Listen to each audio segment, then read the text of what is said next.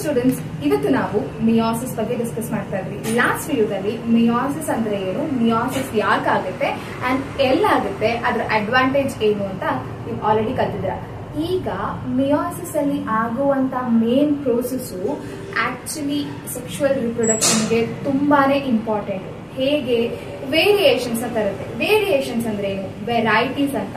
Varieties ಯಾಕೆ ಆಗಬೇಕು, variations ಯಾಕೆ ಬರಬೇಕು. ಸೊ ನೀವು ಅಬ್ಸರ್ವ್ ಮಾಡಿರೋ ಹಾಗೆ ನಿಮ್ಮ ಮನೆಯಲ್ಲಿ ನಿಮ್ಮ ಸಿಬ್ಲಿಂಗ್ಸ್ಗಳು ನಿಮ್ಮ ತರ ನೋಡಕ್ಕಿರ್ತಾರ? ಇಲ್ಲ, ಕಂಪ್ಲೀಟ್ ಆಗಿ ಡಿಫ್ರೆಂಟ್ ಆಗಿರ್ತಾರೆ, ನಿಮ್ ತರ ಇರೋದೇ ಇಲ್ಲ. ಸೊ ಯಾವ್ದೇ ಪೇರೆಂಟ್ಸ್ ಮಕ್ಳನ್ನ ತಗೊಂಡ್ರೆ 3-4 ಜನ ಮಕ್ಳಿದ್ರೆ ಅವ್ರು ನೋಡೋದಕ್ಕೆ ಒಬ್ರು ಕೂಡ ಒಂದೇ ತರ ಇರೋದಿಲ್ಲ, ಟ್ವಿನ್ಸ್ ಬಿಟ್ಟು. ಯಾಕೆ ಒಂದೇ ಪೇರೆಂಟ್ಸ್ ಮಕ್ಳಾದ್ರೂ ಕೂಡ ಯಾರು ಒಂದೇ ತರ ಕಾಣಿಸೋದಿಲ್ಲ? ಅದಕ್ಕೆ ರೀಸನ್ ಏನು, ಅದನ್ನ ನಾವು ಈ ವಿಡಿಯೋದಲ್ಲಿ ತಿಳ್ಕೊಳ್ಳೋಣ. So meiosis and crossing over. Meiosis ಬಂದ್ಬಿಟ್ಟು ರಿಡಕ್ಷನಲ್ ಡಿವಿಷನ್ ಅಂತ ಆಲ್ರೆಡಿ ಕಲ್ತಿದ್ವಿ. ಏನಂತಾರೆ, ಇದು ಒಂದು ರಿಡಕ್ಷನಲ್ ಡಿವಿಷನ್ ಅಂತಾರೆ. ಅಂದ್ರೆ ಕ್ರೋಮೋಸೋಮ್ ಏನಿರುತ್ತೆ ಪೇರೆಂಟ್ ಸೆಲ್ ಅಲ್ಲಿ, ಸೆಲ್ ಡಿವೈಡ್ ಆಗೋಕ್ಕಿಂತ ಮುಂಚೆ ಅದು ಅರ್ಧಕ್ಕೆ ರೆಡ್ಯೂಸ್ ಆಗುತ್ತೆ. ಅದನ್ನ ನಾವು ರಿಡಕ್ಷನಲ್ ಡಿವಿಷನ್ ಅಂತೀವಿ. ಎಷ್ಟಕ್ಕೆ ರೆಡ್ಯೂಸ್ ಆಗುತ್ತೆ? ಅರ್ಧಕ್ಕೆ ರೆಡ್ಯೂಸ್ ಆಗುತ್ತೆ. ಸೊ ಅಂತ ಪ್ರೋಸೆಸ್ ಅಲ್ಲಿ ಒಂದು ಇಂಪಾರ್ಟೆಂಟ್ ಈವೆಂಟ್ ನಡೆಯುತ್ತೆ. ಆ ಈವೆಂಟ್ ಇಂದ ಕಂಪ್ಲೀಟ್ ಆಗಿ ನಮಗೆ ವೇರಿಯೇಷನ್ಸ್, ಡೈವರ್ಸಿಟಿ ಸಿಗುತ್ತೆ. ಅಂದ್ರೆ ಡೈವರ್ಸಿಟಿ ಅಂತ ಅಂದ್ರೆ ತುಂಬಾ ವೆರೈಟೀಸ್ ಅಂತ. ಸೊ ಇದು ಹೇಗಾಗುತ್ತೆ ಅಂತ ನೋಡೋಣ. ಸೊ ಮಿಯಾಸಿಸ್ ಅಲ್ಲಿ ಕ್ರಾಸಿಂಗ್ ಓವರ್ ಅನ್ನೋ ಇಂಪಾರ್ಟೆಂಟ್ ಈವೆಂಟ್ ನಡೆಯುತ್ತೆ. ಸೊ ಆ ಈವೆಂಟ್ ಎಲ್ಲಾ ಚೇಂಜಸ್ ತರೋದು. ಇದು ಒಂದು ಪೇರೆಂಟ್ ಸೆಲ್. ಯಾವ ಸೆಲ್ ಡಿವೈಡ್ ಆಗಬೇಕು ಅಂತ ಇರುತ್ತಲ್ಲ ಆ ಸೆಲ್, ಇದು parent cell. So parent cell ಒಳಗಡೆ ನೀವು ಅಬ್ಸರ್ವ್ ಮಾಡೋದಾದ್ರೆ, ಪೇರೆಂಟ್ ಸೆಲ್ ಬಂದ್ಬಿಟ್ಟು ಡಿಪ್ಲಾಯ್ಡ್ ಇನ್ ನೇಚರ್. ಅಂದ್ರೆ 2 sets of chromosome ಇದೆ. 23 from father, 23 from mother. So 2 sets of chromosomes ಇದೆ.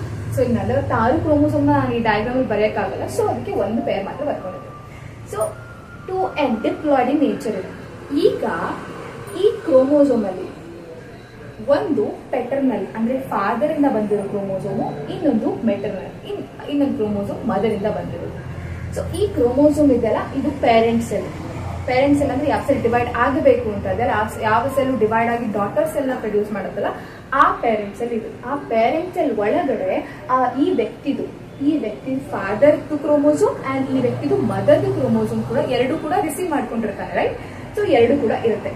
ಈಗ ಯಾವಾಗ ಈ ಪೇರೆಂಟ್ ಸೆಲ್ ಡಿವೈಡ್ ಆಗಬೇಕು ಅಂತ ರೆಡಿ ಆಗ್ತಾ ಇರೋದು, ಅವಾಗ ಏನಾಗುತ್ತೆ, ನಾವು ಕಲ್ತಿರೋ ಹಾಗೆ ಈ ಕ್ರೋಮೋಸೋಮು ಡ್ಯೂಪ್ಲಿಕೇಟ್ ಆಗುತ್ತೆ. 2 ಕ್ರೋಮ್ಯಾಟಿಡ್ ಬರುತ್ತೆ. ಪೆಟರ್ನಲ್ ಬಂತು, ಮೆಟರ್ನಲ್ ಕ್ರೋಮೋಸೋಮ್ ಡಿವೈಡ್ ಆಗಿ ಮೆಟರ್ನಲ್ ಕ್ರೋಮ್ಯಾಟಿಡ್ಸ್ ಬಂತು. ಸೊ ಇವಾಗ ಆಕ್ಚುಲ್ ಆಗಿ ಕ್ರೋಮೋಸೋಮ್ ಇದು ಡಿಪ್ಲಾಯ್ಡ್ ಇನ್ ನೇಚರ್ ಇದೆ.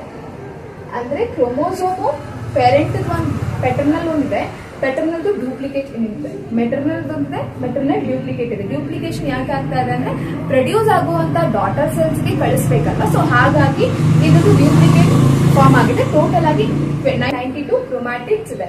ಸೊ ಆಕ್ಚುಲ್ ನಂಬರ್ ಎಷ್ಟು? 46. ಒರಿಜಿನಲ್ ನಂಬರ್ 46 ಹಾಗೆ ಇರುತ್ತೆ. ಎಕ್ಸ್ಟ್ರಾ 46 ಬಂದು ಡ್ಯೂಪ್ಲಿಕೇಟೆಡ್ ಕ್ರೋಮ್ಯಾಟಿಡ್ಸ್ ಆರ್ ಡ್ಯೂಪ್ಲಿಕೇಟೆಡ್ ಕ್ರೋಮೋಸೋಮ್ಸ್.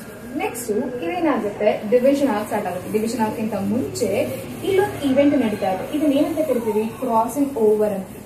ಸೊ ಈ 2 ಕ್ರೋಮೋಸೋಮ್ ಬಂದ್ಬಿಟ್ಟು ಹೋಮೋಲಾಗಸ್ ಕ್ರೋಮೋಸೋಮ್ ಅಂತ. ಹೋಮೋ ಅಂದ್ರೆ ಸಿಮಿಲರ್, ಹೋಮೋಲಾಗಸ್ ಕ್ರೋಮೋಸೋಮ್ ಅಂದ್ರೆ ನಮ್ಮ ಬಾಡಿಯಲ್ಲಿ 46 ಕ್ರೋಮೋಸೋಮ್ ಇದೆ. 23 ಫ್ರಮ್ ಫಾದರ್, 23 ಫ್ರಮ್ ಮದರ್. 23 ಅಂತ ಇದೆಯಲ್ಲ, ಸೊ ಅದರಲ್ಲಿ 1, 2, 3, 4, 5 ಸೋ ಆನ್ ಟಿಲ್ 23. ಹಾಗೇನೆ ಮದರಲ್ಲೂ 1, 2, 3, 4, 5, 6 ಅಂಡ್ ಸೋ ಆನ್ 23 ತನಕ ಇದೆ. ಸೊ ಫಾದರ್ದು ಫಸ್ಟ್ ಕ್ರೋಮೋಸೋಮ್, ಮದರ್ದು first chromosome together homologous chromosome ಅಂತ. ಮದರ್ದು 5th ಕ್ರೋಮೋಸೋಮ್, ಫಾದರ್ದು 5th chromosome, they are homologous together. So ಈ ಎರಡು ಇದೆಯಲ್ಲ, ಇವೆರಡು ಸಿಮಿಲರ್. ಮದರ್ದು ಫಸ್ಟ್ ಕ್ರೋಮೋಸೋಮ್, ಫಾದರ್ದು ಫಸ್ಟ್ ಕ್ರೋಮೋಸೋಮ್ ಎರಡು ಸೇರ್ಕೊಂಡು ಕ್ರಾಸಿಂಗ್ ಓವರ್ ನಡೆಸಾಗ. 2 different chromosome crossing over, 2 different chromosome crossing over ಆಗಲ್ಲ. ಪರ್ಟಿಕ್ಯುಲರ್ ಆಗಿ ಯಾವ ನಂಬರ್ ಕ್ರೋಮೋಸೋಮ್ ಇರುತ್ತೆ, 5th ಆಗಿರಲಿ 6th ಆಗಿರಲಿ, 6th ಕ್ರೋಮೋಸೋಮ್ ಪೆಟರ್ನಲ್ ಕ್ರೋಮೋಸೋಮ್ ಇದ್ರೆ 6th maternal chromosome crossing over ಆಗುತ್ತೆ. ಸೊ ಇಲ್ಲಿ ಕ್ರಾಸಿಂಗ್ ಓವರ್ ಆಗ್ತಾರೆ. ಏನಕ್ಕೆ ಅಂತ ಅಂದ್ರೆ genetic information from the maternal side and paternal side get transfer. Exchange of genetic material ಇಲ್ಲಿ ಆಗುತ್ತೆ. ಸೊ ಆ ಎಕ್ಸ್ಚೇಂಜ್ ಆಫ್ ಜೆನೆಟಿಕ್ ಮೆಟೀರಿಯಲ್ ಆಗೋದ್ರಿಂದ ನೀವು ನೋಡಬಹುದು, ಇಲ್ಲಿ ಪೆಟರ್ನಲ್ ಕ್ರೋಮೋಸೋಮ್ ಏನಿತ್ತು ಅಲ್ಲಿಗೆ maternal chromosome genetic information shift ಆಗಿದೆ. ಹಾಗೆ ಮೆಟರ್ನಲ್ ಕ್ರೋಮೋಸೋಮ್ಗೆ ಪೆಟರ್ನಲ್ ಜೆನೆಟಿಕ್ ಇನ್ಫಾರ್ಮೇಶನ್ ಶಿಫ್ಟ್ ಆಗಿದೆ. ಸೊ ಇದರಿಂದ ಬಂದಿರುವಂತಹ ಜೆನೆಟಿಕ್ ಇನ್ಫಾರ್ಮೇಶನ್ ಚೇಂಜ್ ಇಂದ ನಮಗೆ ಬರುವಂತ ಆಫ್ ಸ್ಪ್ರಿಂಗ್ಸ್ ಅಲ್ಲಿ ತುಂಬಾನೇ ಡೈವರ್ಸಿಟಿ ಇರುತ್ತೆ, ಯಾರು ಒಂದೇ ತರ ಇರೋದೇ ಇಲ್ಲ ನೋಡೋದಕ್ಕೆ. ಸೊ ಇದು ಈ ಸೆಲ್ ಇವಾಗ ಮಿಯೋಸಿಸ್ ಅಂಡರ್ಗೋ ಹೋಗುತ್ತೆ. This cell undergoes meiosis. So first meiosis first ಆಗುವಾಗ ಈ ನಂಬರ್ ಏನಿದೆ 46 ಇರೋದು ಎಷ್ಟಾಗುತ್ತೆ,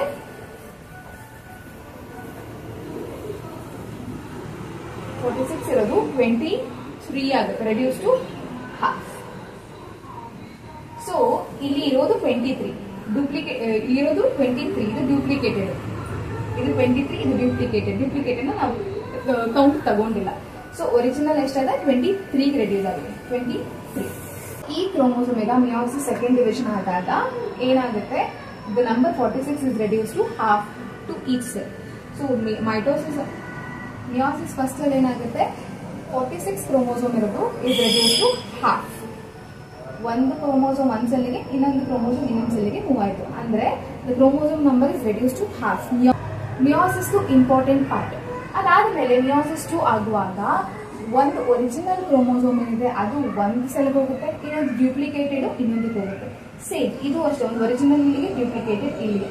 ಸೊ ನೀವು ಯಾವುದೇ ನೋಡಿದ್ರು ಇಲ್ಲಿ ವೇರಿಯೇಷನ್ಸ್ ಇದೆ. ಜೆನೆಟಿಕ್ ಇನ್ಫಾರ್ಮೇಶನ್ ಎರಡಕ್ಕೂ ಸಿಮಿಲರ್ ಇಲ್ಲ, ಅಥವಾ ನಾಲ್ಕದು ಕೂಡ ಸಿಮಿಲರ್ ಇಲ್ಲ. ಎಲ್ಲ ಸೆಲ್ಗೂ ಕೂಡ ಬಂದಿರೋದು 23 ಕ್ರೋಮೋಸೋಮ್ ಇರುವಂತ ಸ್ಟ್ರಕ್ಚರ್. ಸೊ ಇದೇ 4 ಸೆಲ್ಗಳು ಸ್ಪರ್ಮ್ ಆಗಿ ಅಥವಾ ಓವಮ್ ಆಗಿ ಫಾರ್ಮ್ ಆಗೋದು. ಸೊ ಅದಕ್ಕೆ ಯಾವ ಸ್ಪರ್ಮ್ ಹೋಗಿ ಯಾವ ಓವಮ್ ಜೊತೆ ಮೀಟ್ ಆಗುತ್ತೆ ಅನ್ನೋದ್ರ ಬೇಸಿಸ್ ಮೇಲೆ ಜೆನೆಟಿಕ್ ವೇರಿಯೇಷನ್ಸ್ ಚೇಂಜ್ ಆಗ್ತಾ ಹೋಗುತ್ತೆ. ಸೊ ಪ್ರತಿ ಇಂಡಿವಿಜುವಲ್ ಫಾರ್ಮ್ ಆದಾಗ್ಲೂ ಕೂಡ ಅವರ ಸ್ಪರ್ಮ್ ಫಾರ್ಮ್ ಆದಾಗ್ಲೂ ಕೂಡ ಯಾವ ಸ್ಪರ್ಮ್ ಅಂಡ್ ಯಾವ ಓವಮ್ ಫ್ಯೂಸ್ ಆಗಿ ಬಂದಿರುತ್ತೆ, ಅಲ್ಲಿ ಎಲ್ಲಿ ಕ್ರಾಸಿಂಗ್ ಓವರ್ ಆಗಿರುತ್ತೆ, ಯಾವ ಜೆನೆಟಿಕ್ ಇನ್ಫಾರ್ಮೇಶನ್ ಎಕ್ಸ್ಚೇಂಜ್ ಆಗಿರುತ್ತೆ ಅನ್ನೋದು ತುಂಬಾ ಪ್ರಾಬಬಿಲಿಟಿ ಬಿಟ್ಟಿರೋದು. ಸೊ ಹಾಗಾಗಿ ಪ್ರತಿ ಇಂಡಿವಿಜುವಲ್ ಕೂಡ ಡಿಫ್ರೆಂಟ್, ಪ್ರತಿ ಹ್ಯೂಮನ್ಸ್ ಅಲ್ಲಿ ವೇರಿಯೇಷನ್ಸ್ ಇರೋದು. ಎಲ್ಲರೂ ಕೂಡ ಡಿಫ್ರೆಂಟ್ ಆಗಿ ಕಾಣಿಸ್ತಾರೆ, ಯಾರು ನೋಡೋಕೆ ಒಂದೇ ತರ ಇರೋದಿಲ್ಲ. ಸೇಮ್ ಪೇರೆಂಟ್ಸ್ ಮಕ್ಕಳಿಗೆ ಕೂಡ ಒಂದೇ ತರ ಕಾಣಿಸೋದಿಲ್ಲ. ಅದು because of variations. And variations ಆಗೋದು ಎರಡು ಪೆಟರ್ನಲ್ ಮತ್ತು ಮೆಟರ್ನಲ್ ಕ್ರೋಮೋಸೋಮ್ ಕ್ರಾಸಿಂಗ್ ಓವರ್ ಆಗಿ ಜೆನೆಟಿಕ್ ಇನ್ಫಾರ್ಮೇಶನ್ ಎಕ್ಸ್ಚೇಂಜ್ ಆಗುವಾಗ. ಇದು ಸಿಗ್ನಿಫಿಕೆನ್ಸ್ ಆಫ್ ಮಿಯೋಸಿಸ್. ಮಿಯೋಸಿಸ್ ಆಗೋದು ಸೆಕ್ಷುವಲ್ ರಿಪ್ರೊಡಕ್ಷನ್ಗೆ ಹೆಲ್ಪ್ ಆಗುತ್ತೆ, to produce sperm and ovum ಅಂತ ಗೊತ್ತು. ಬಟ್ ಆದ್ರೆ ಅಲ್ಲಿ ಏನಕ್ಕೆ ಅಂತ ಅಂದ್ರೆ to bring variations, to bring more and more varieties. So varieties ಜಾಸ್ತಿ ಇತ್ತು ಅಂತ ಅಂದ್ರೆ ನೇಚರ್ಗೆ ತುಂಬಾ ಒಳ್ಳೇದು.